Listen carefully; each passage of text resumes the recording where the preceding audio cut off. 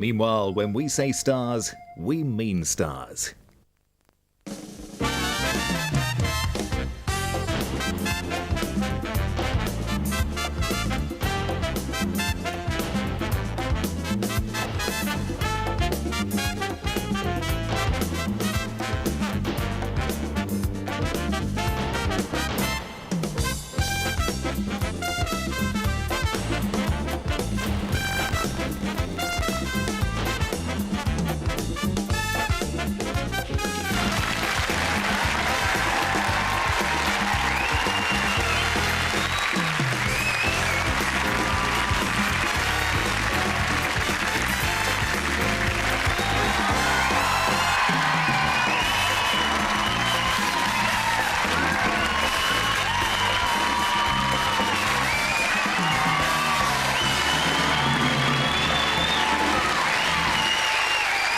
And in a packed show tonight, face-to-face with the stunning Sharon Stone, side by side with the intuitive Dominic Holland, inside the mind of the talented Neil Pearson, and trying desperately to keep up with the effervescent Lee Evans. But first, the news headlines.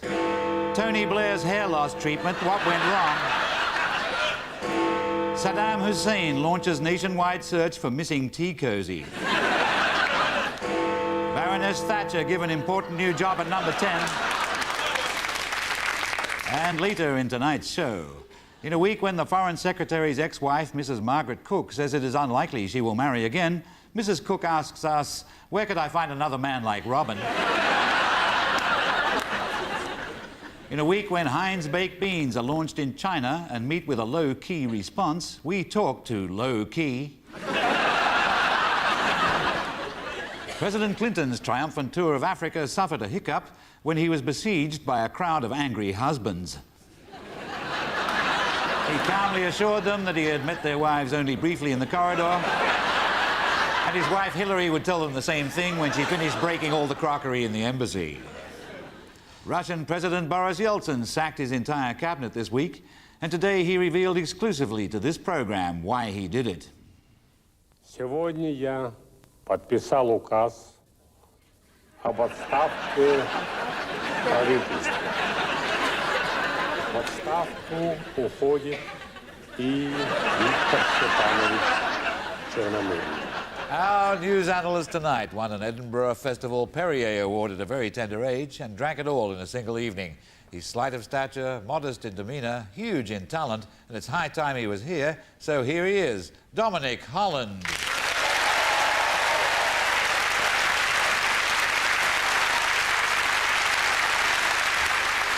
Well, Dominic, I think you'll agree that the story of the week was the Oscars. They're in all the papers. What did you make of it this time? Well, I'm a bit cynical about the Oscars, about who wins. I mean, Jack Nicholson won, and he's playing an obsessive-compulsive. Yeah. And it occurs to me that to win an Oscar, it helps you cause a hell of a lot if you play a character with an ailment. Okay, like Jack Nicholson, you just go through the last 6 years. You've got Dustin Hoffman, autistic in the film. Al Pacino, he was blind. Marley Matlin was deaf. Tom Hanks had AIDS. And then Forrest Gump, whatever he had. Yeah. So I was thinking, if I was Harrison Ford, who hasn't won an Oscar, I was getting scripts sent through. Okay, this is a great movie, Harrison. This is Save the World, Get the Girl. I'd be, okay, I like the script, but is there any chance of a limp? What about just a lisp? Migraine, go with a migraine. It's amazing, because I always think that some of the jobs in the film are like the casting director, that's an easy job. Like Terminator 2. I think, well, I'm Arnie again, he did one of the first. You got a point, yeah. Leonardo DiCaprio in Titanic, he's sort of taken over the world, hasn't he? Well, my wife loves him. She said to me, she goes, I would leave you for him. Yeah. She said that? And I wasn't nervous, to be honest. You see the headlines now, couldn't you? DiCaprio leaves supermodel for Kingston housewife. Can't really see it. People call him cute all the time, and I've been called cute since I was younger, but my cute I found was good for laughs, crap for shags, personally. No, because it's true. Women always just say, oh, isn't Dominic small? He's so cute, isn't he? Little nose, makes me laugh. Shag him? No, I wouldn't shag him. It's terrible. I see some of the younger stars, the younger female stars, are showing up not just with all the glitter in the dress, but various bits stuck in them. Which I think is a very strange thing, because I've lived in London all my life, and you think about facial piercing, it's the rage now, right? And if you think about the origins, it's an Indian and African thing that they've been doing for centuries. And I thought it'd be really cool if someone really trendy at the Oscars turned up with a big plate in his lip.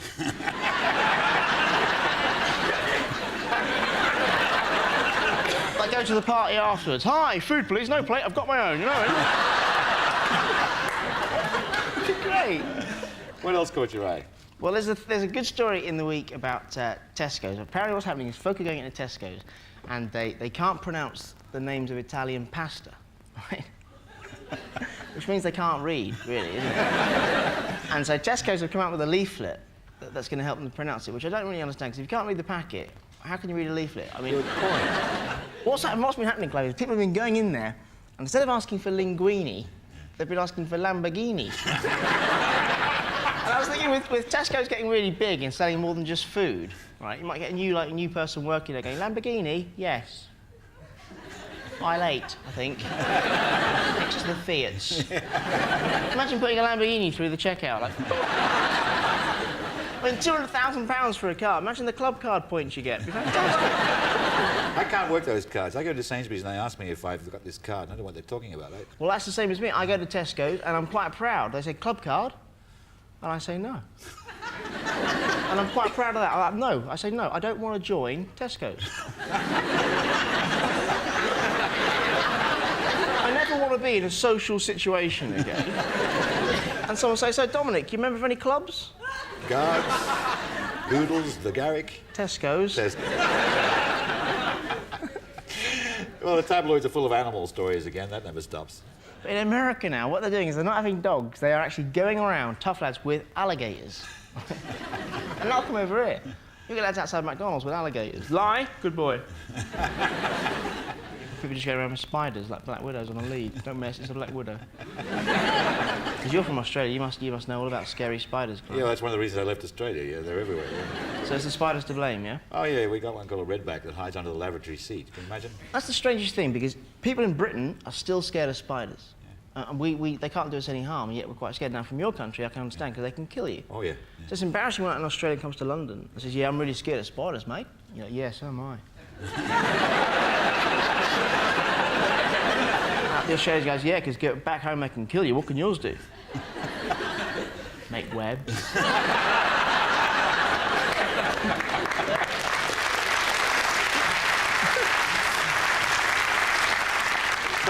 So what's latest on the education front? There's a school in Hampshire, this is a true story. And what they're doing is they're getting their kids to interview teachers for jobs. What a laugh that would be. You could have such a great crack with that. That, you know, a teacher, there's 5 kids waiting for the teacher. If he's just a little bit late... Alarm didn't go off, did it? Oh, sit down, we wasted enough time already. Sorry, are you chewing? Be great. So Mr. Cockburn. So, well, you can call yourself Coburn, but believe me, we won't be calling you Coburn, all right? There's good news this week about exports to China, I'm glad to see. Amazing. Yeah. Because China has given us some great things. Yeah. I mean, great food. Chinese food, you think of the food, you got ribs, prawns in oyster sauce and crispy stir-fried duck, beef. crispy duck is gorgeous. Well, I think Britain has thought it's time for us to reciprocate and to export some of our good, fair food, and we've gone with baked beans, OK? We're going to, like, just tease them. We're going to send them baked beans, but hold back on the baked beans with the chipolatas in there, OK? And, of course, the pièce de résistance, alphabeti spaghetti. I've been to Hong Kong. This is true about Chinese food, and it's very expensive in Hong Kong. I was doing a show over there, and I had a banana ordered into my room, delivered. And this is a true story. And the lady said, here's your banana, sir. £4 for a banana. And it was the only time I'd ever thought about eating the skin before. We'll get your value, you know. But sending baked beans to China, I mean, do you think you get loads of Chinese lads on a Saturday night out going, should we go for an English? Loads of beans. We can show them, say, look, send out toast to them, okay? So, you know, you do prawn toast, very crispy toast with nice prawns on top with sesame seed and oil. What you can do with our stuff, right? Do some toast, put the beans on top. Beans on toast, fantastic. I knew a lot less before. I know a lot more now. Thank you very much, Dominic Holland. Thank you.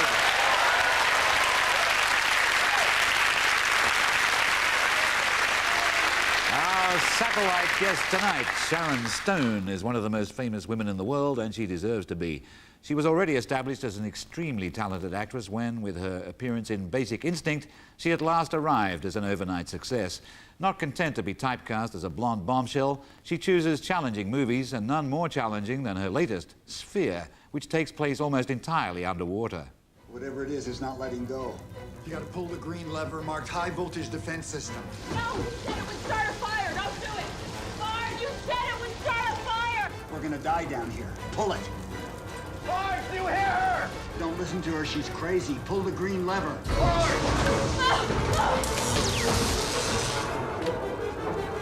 Norman, pull the lever. What are you trying to pull? He's trying to pull something. Don't do it. Do you hear her? You can't listen to her. Pull the goddamn lever.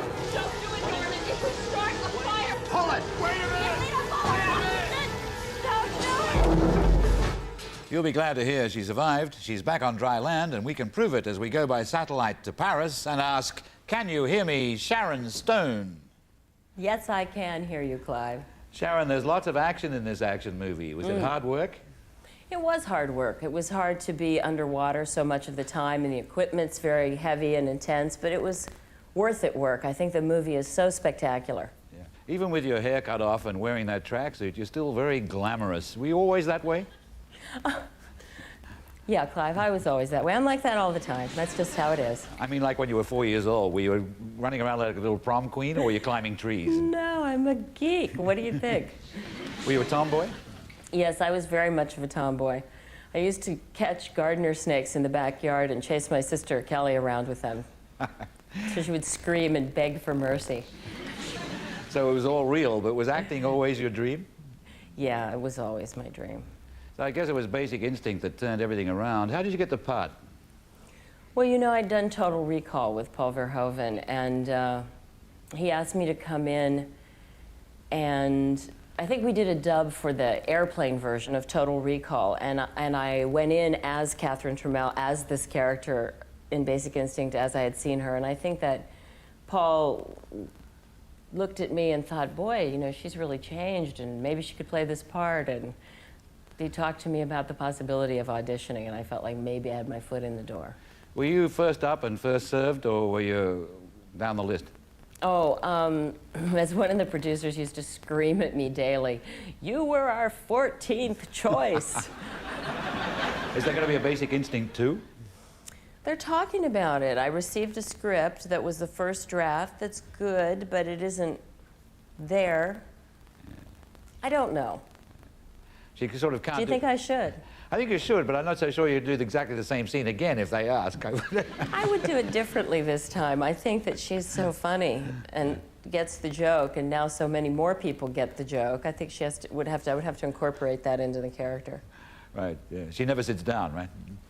Well, I'm not so sure she shouldn't do it again. I think it's sort of hilarious if she does it again. Well, it attracted the eyes of the world. What effect did it have on your life? Well, it changed my life dramatically. You know, it gave me the possibility to do terrific movies and work with very, very talented people. But of course, fame always steals your privacy. So, and these days, it seems like it also steals a percentage of your dignity. So that's that. How do you manage fame? If everybody wants your autograph, do you set a limit on it? I have some limits. You know, I don't do them in ladies' rooms. I really get a little fed up with the Instamatic coming under the door of the bathroom stall, or the person pounding on the door and shoving the envelope or their check stub in for you to sign. Do you live the Hollywood life, the fast cars, the big houses and all that stuff? Well, I do have a big house and I do have an Aston Martin, so I have to say it's a little bit cliche. I'm a little nouveau riche. Sharon, you're a woman of many talents, and I understand you actually sang with James Brown. He was performing in Atlanta, and he had asked me if I would come on stage when they were singing I Feel Good.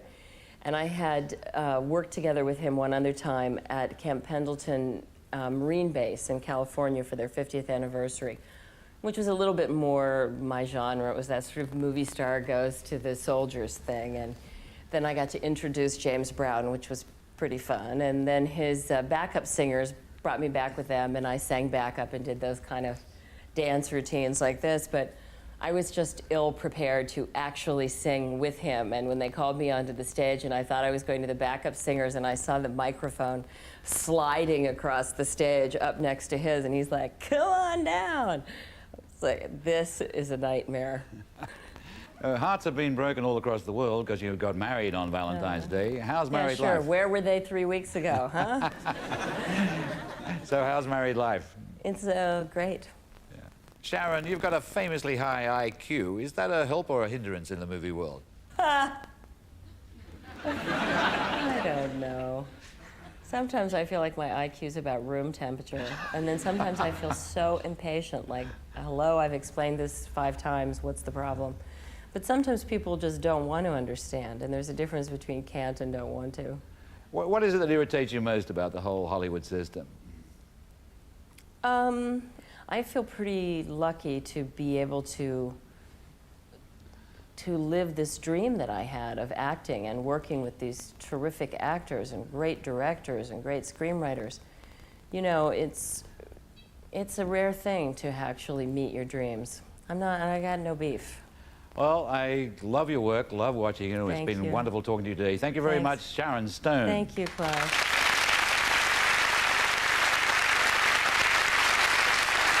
We've got a break coming up, but we'll be back with loads more stuff, including the smouldering Neil Pearson and the explosive Lee Evans. Stay tuned.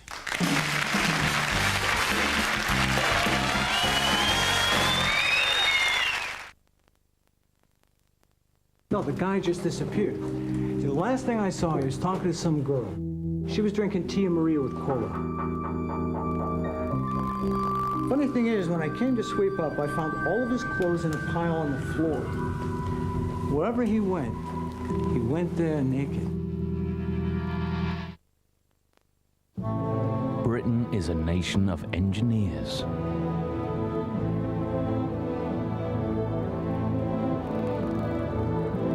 One of our most impressive achievements is over 160,000 miles long. It spans the country, but you won't notice any signs pointing it out. It's Britain's gas pipeline network, and one company is responsible for the system, Transco. Transco pipes gas to more than 19 million homes and businesses and provides the nation's gas emergency service day and night. Transco, an essential British company piping gas for you. With half the race gone, there's still half the race to go. Formula 197 for PlayStation and PC. Wouldn't be the same without Murray. Odds would take Psycho's dog for a walk. Evens, take my auntie for a walk.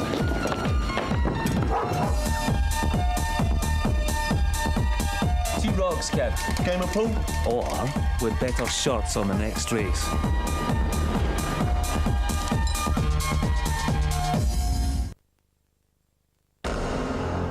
He's discriminated against because of his age.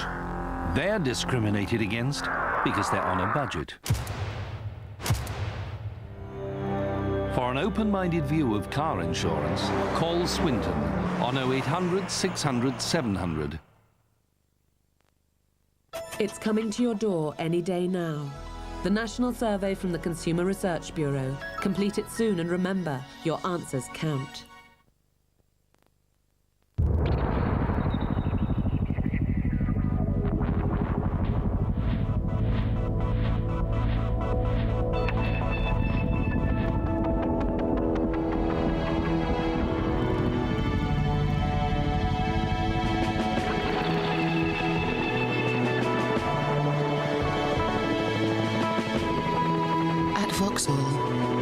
We believe there's no point in building a luxury car if it's out of people's reach.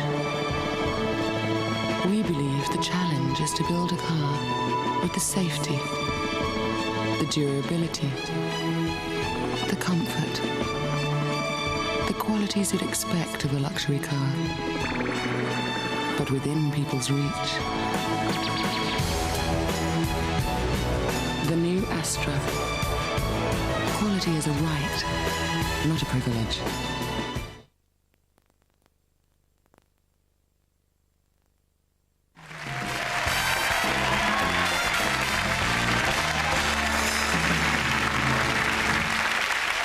Welcome back. My next guest first broke through to television fame in Drop the Dead Donkey and went on to corner the market in thoughtful, smouldering plainclothes cops with his leading role in Between the Lines. At the moment, he's all set to star in Closer at the Lyric Theatre in London's West End. But first, he's here, and I'm delighted to welcome Neil Pearson.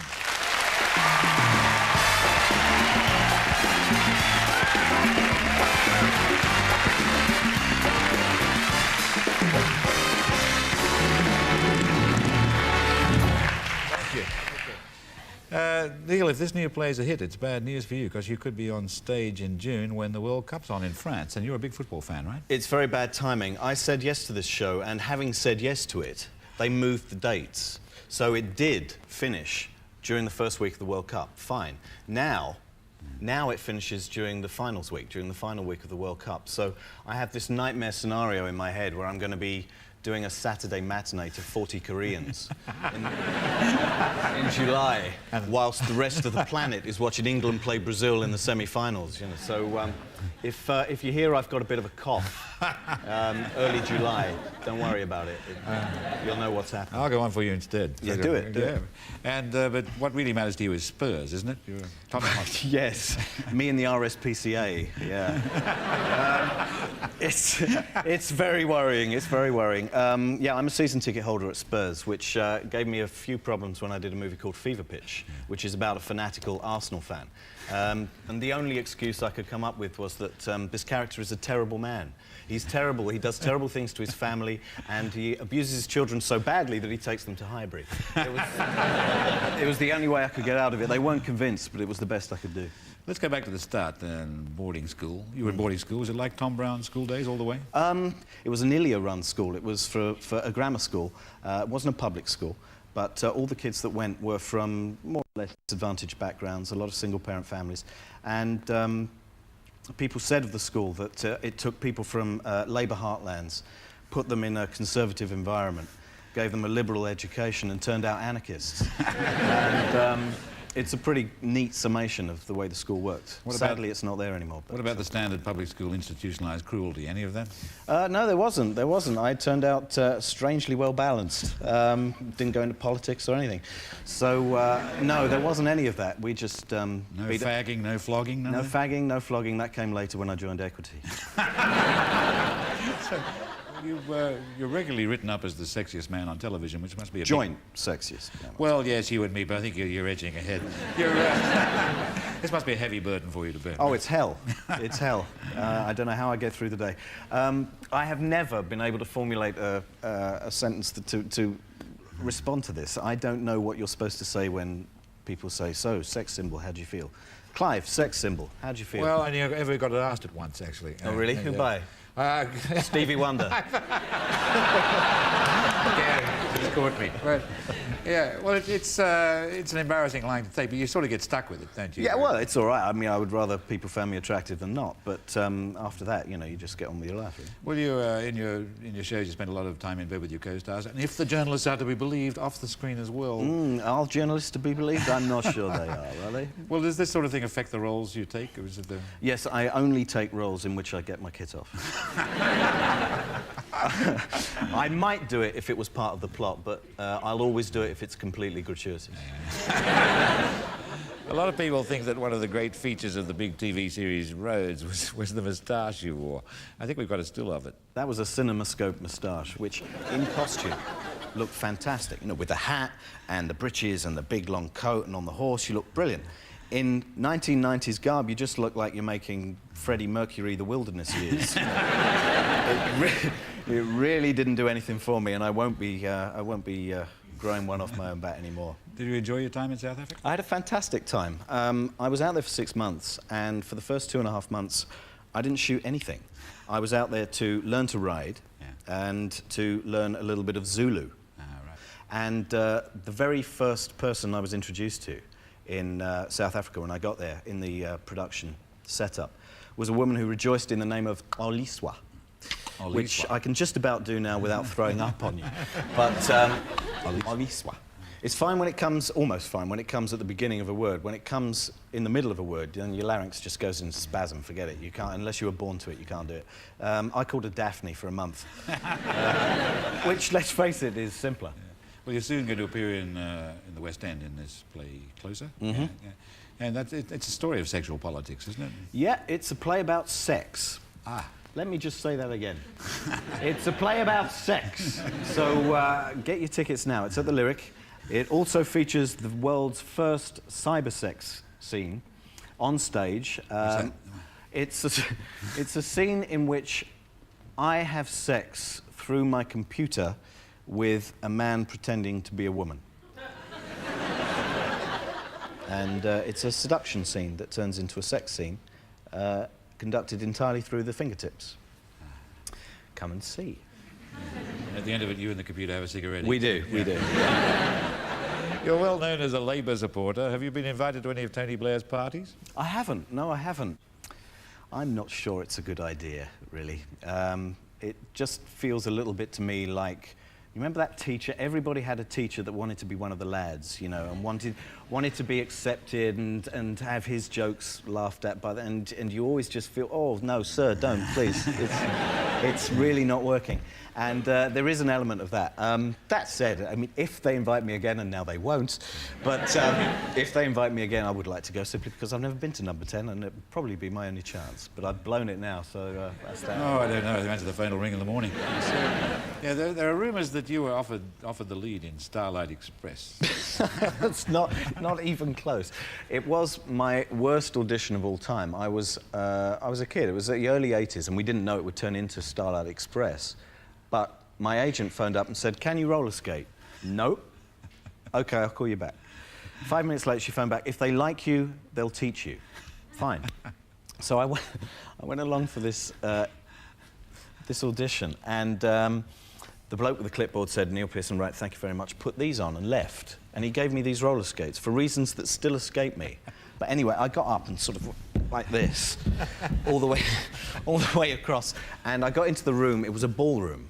There was a flight of stairs down. There was a huge polished ballroom. And at the other end was Trevor Nunn, RSC director, very big star, Andrew Lloyd Webber, and Arlene Phillips, who's choreographed every musical you've ever seen.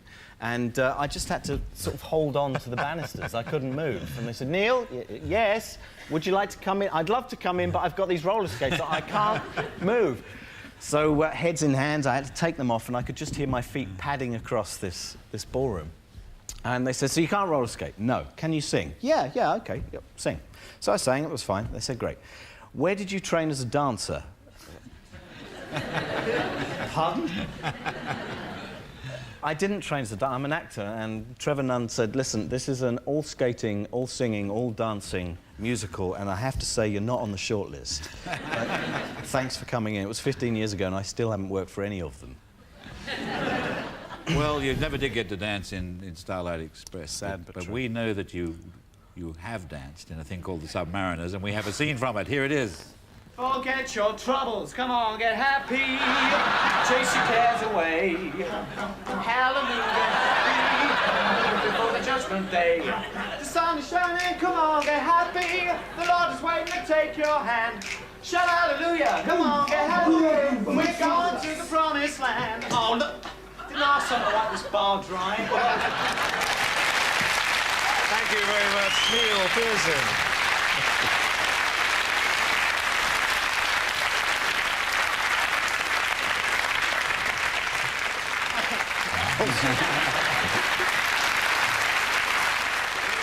We've got a break coming up, then we'll return with Lee Evans. But first, let's flash back to a time when if you couldn't afford to go to the West Indies, you could hear the West Indies happening in the backyard of the house next door. Later on, we'll see and hear the first big reggae star the way he is now. But here he is as he was, Desmond Dekker.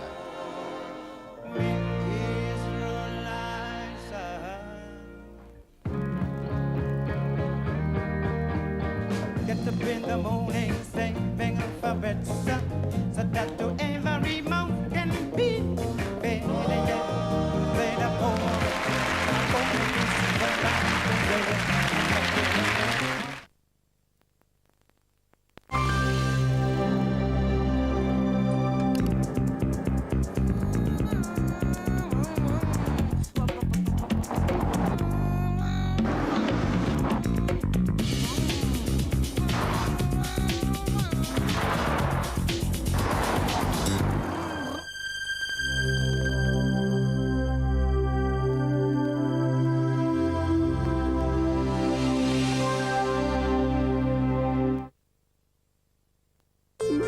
could save money with energy by saving up to £100 off your gas bill. Phone 0800 555 888 now.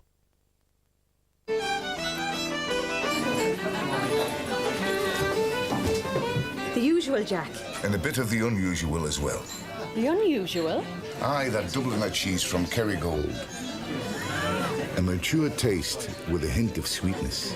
Where did you come across our fine cheese, Jack? In England. In England? Why, aye, it's everything it's cracked up to be. Ah, the crack. Aye, the cracking taste of Dubliner. A great cheese from Kerrygold. Sorry, Mum.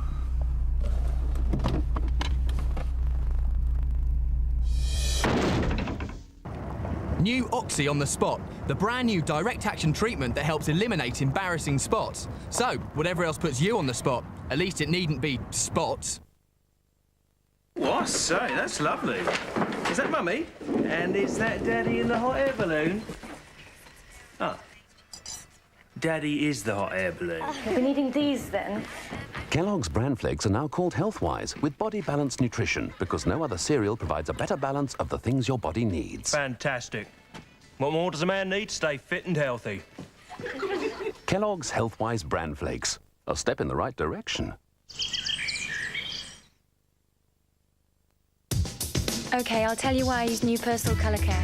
This dress. We've had some good times and some fab times. New personal colour care keeps it really clean. And because there's no bleach in it, the colours stay really bright. This dress is my favourite. Why would I use anything less? Bleach-free cleaning with personal colour care. Well, I'm in the mood for something hot and spicy. Well, I can do hot. And I can do spicy. Cut! Fiat dealers have 0% finance on the 3-door Fiat Bravo with only a 20% deposit. Call 0800 717 7000 for more information.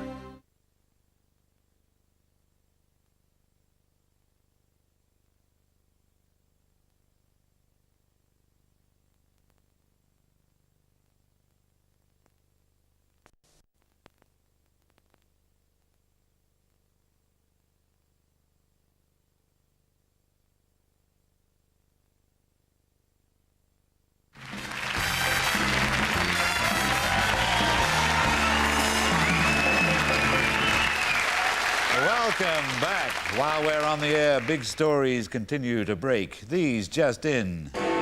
Labour leaders hear that Foreign Secretary lost his passport in North Korea. Yeltsin wishes ex-cabinet colleagues the best of luck. Statuesque, flame-haired lovely meets Duchess of York. My next guest is one of the most unusual of the stand-up generation of comedians in that he seems to have so much trouble standing up. He sort of falls about, but not as much as his audience does. They fell about along with him on the club circuit for years, then in front of their television sets, and now they're falling about in the cinemas, where his latest Hollywood movie, Mouse Hunt, is all set to make a huge impact. I don't think we'll be seeing any more of that.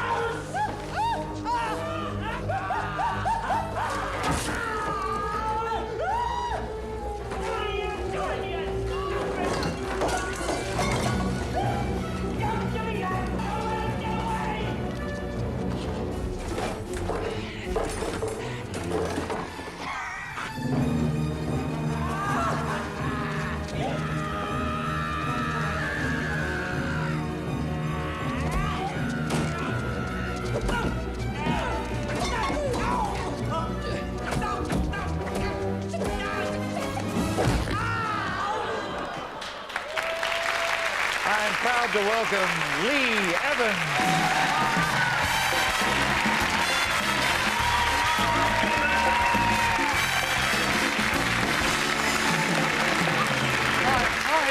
Hi.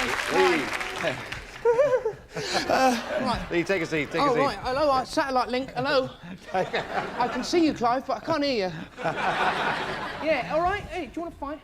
No, all right, there's a bloke looking at me Lee, like... Yeah. Be comfortable. Yeah, take a thank seat. you very much. Oh, I'm on the satellite. I can hear you, Clive, but I can't see you.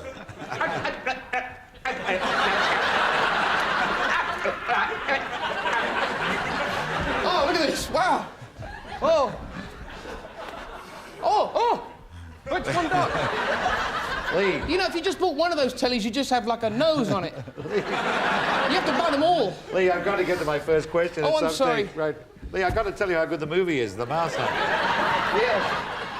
Oh, right, thank you, yes. In The Mouse Hunt, you fall through a whole building. So was it good fun to make? It was a nightmare. It was a nightmare. Well, it looks like, I don't know, it looks like a night out in Acton, doesn't it, on a Saturday? It's a nightmare. I was actually, do you know what? I was actually beat up once by a bloke with a cricket bat. He went like that, he went, oi!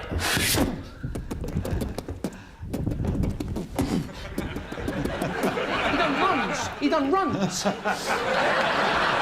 know...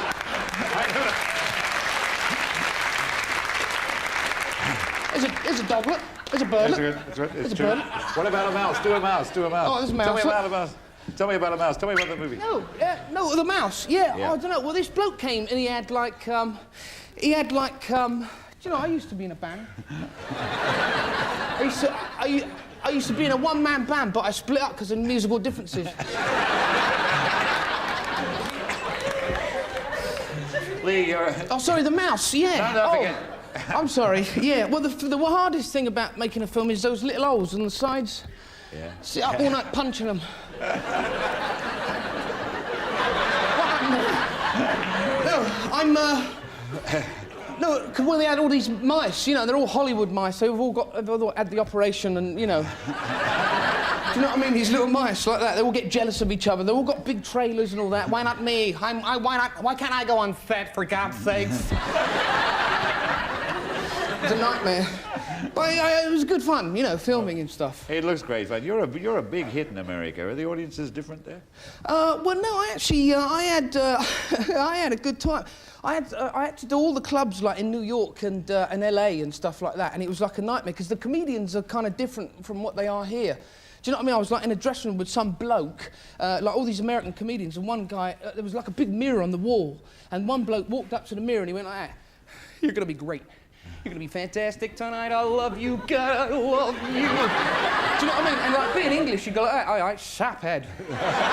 You know, and like he'd walk out on stage, die badly, and then kind of come back to the mirror and go, "Okay, so you're not so good, okay?" So I took the mickey out of him. I'd sort of gone up to the mirror going, "You're gonna be great. You're gonna be fantastic." I don't know. I had a good time. I flew, and it was like 14 hours on a plane. It was like a nightmare. Do you know what I mean? You kind of, because you sort of sat in economy for 14 hours. You like sat in this position like this, like, you know, like, and like the guy in front of you's like, you know, come back, and you're eating your dinner off the bloke in front's head. Oh man, 14 hours. This bloke next to me, right, his breath, well, I tell you, after 10 hours, it was like, it was interfering with radio waves, you know. Please face the other way. You're melting my face. I mean, it smelled like the back end of a dog. It was terrible. But you see, you know, and you're kind of cooped up in this plane, and the stewardesses, you know, they don't care. They're so smug. Do you know? Because we never fly, and we're sort of sat in the seat going, "Oh, stewardess." Do you know what I mean? And they kind of walk up, you know, and they kind of go, "Oh, yes." And it's like, "I know I am ugly." You are beautiful. But please help us. No. And they always, have you noticed this, Clive? They always go up behind that curtain at the front. Yeah. Have you and they always close the curtain. What are they doing up there? I reckon as soon as they close that curtain, they go like that, "Loads of room. Loads of room."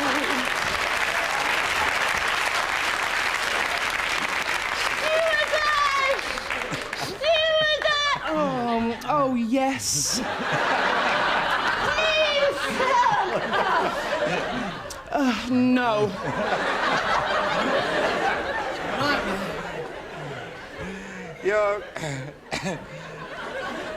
Lee, I'm sorry, guys. Your humour depends on observing British things. How does it go down in America? Oh, it's all right. Well, they observe the same things as us. Yeah. Do you know what I mean? It's like, I come out my house today, and you ever do that thing where you come out your house and you kind of come out like that and you go, "Where's me car keys? Yeah.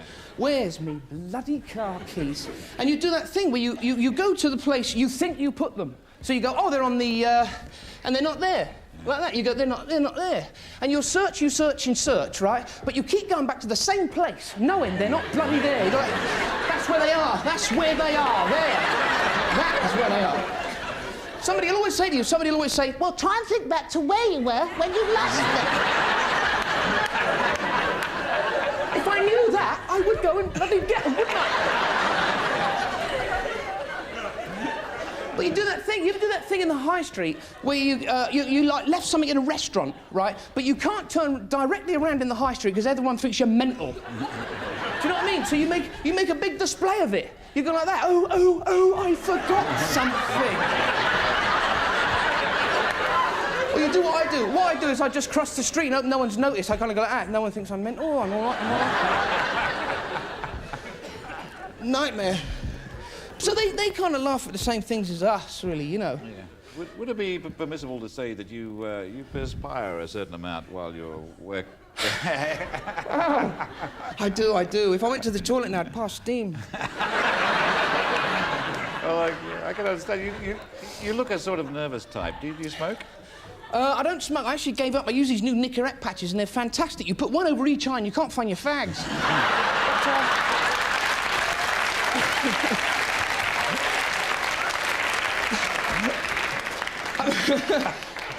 I use those new anti-smoking tapes, you know, and I'm on 20 tapes a day now. It's pretty good.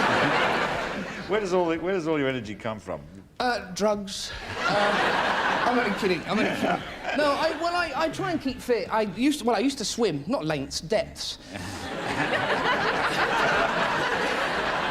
You're very busy touring at the moment. Do you like living in hotels? The hotel experience, as the Americans call it? Well, yeah, the hotel experience. I've been sort of staying in hotels for years. Well, since I was about 17, you know, since I've been sort of gigging around and all that. Since I've been doing that, Clive, it's all. No, I've been sort of gigging around since I was about 16, 17, staying in B&Bs, and you know, it's always a nightmare staying in B&B. Oh God, it's a nightmare. They always give you one pillow in a B&B. Yeah. Do you know what I mean? It's always wafer thin. You're trying to sleep, your neck is like, oh. So what you have to do is you have to fold it over, then fold it over again. I woke up in the morning. I had one of those things you used to have at school. Pick a number, pick a colour, pick a number. Lee, you're doing talk shows all over Europe now. How are you getting on with the interviewers? I don't know. I went to Germany and like to promote film and all that, right? And I went on this big art show. I swear this is a true story. I went on this big art show, right? And this German guy was sat opposite me, you know, just like yourself there. And I was sort of sat there. I don't speak German, you know. And this bloke went like that. And I was wearing one of these microphones, you know, these sort of lapel things. And he said like that. He sort of sat there, and these big lights come round like this. And he went dun dun dun dun dun dun dun, and it come on us. And I was like. Do you know what I mean? Scared. And he said, Lee Evans, you're a comedian, right? And I said, well, I'd try, you know. And he said, do something funny now, like this. And you know, my pants filled immediately. Do you know what I mean? I'm thinking, oh, is this what you have to do here? Is this the thing? You know, so I sort of thought like that real quick, and I thought, oh, right. I said, it's very important in comedy if you... You see, that's very important. He went, don't do this with your mouth. And I said, no, you don't get the gag. I said, it's very important in comedy if you... It's very important, you know. And he said, don't do this. And he got up and he sort of stormed off, you know. It's fantastic. We want none of your jokes on our humour show. We do not like your jokes. Lee, it's been a long road to the top, and you must remember the days when the gigs didn't always go well back then. Is it still engraved on your memory? Yeah, over the years, you know, I've been sort of beat up and chucked out. Do you know what I mean? Like Liverpool was years ago. I was about 17 at a gig there. And I was sort of on stage, and it was like, you know, Friday Night Live was just coming out. It was the sort of advent of, like, observational and alternative comedy and all that, all very political and all that.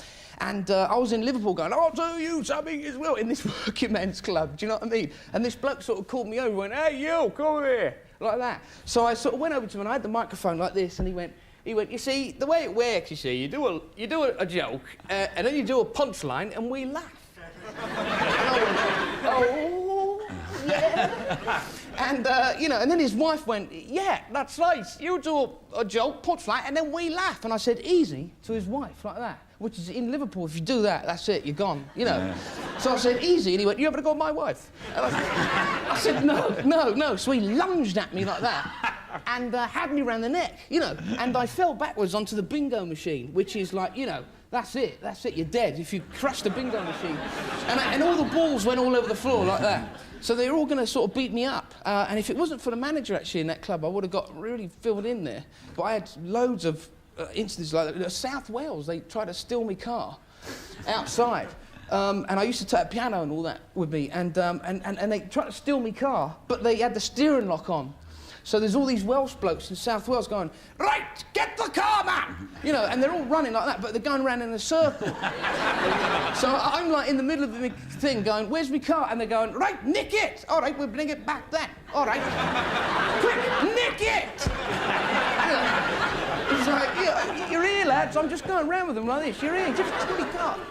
Lee, I think you're talking international language. Your future's unlimited, and it's been a pleasure to have you here tonight. Thank you very much, Lee Evans. Thank you very much for being here. You're a big man. Thank you.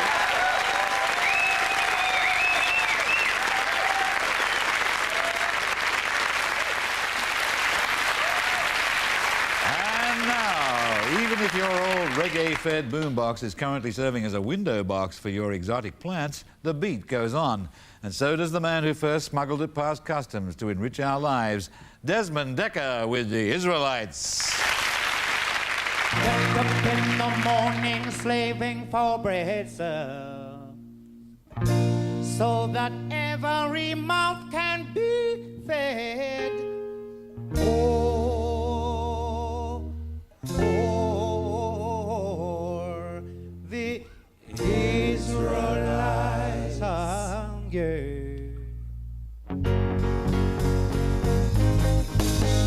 Get up in the morning slaving for bread, sir, so that to every mouth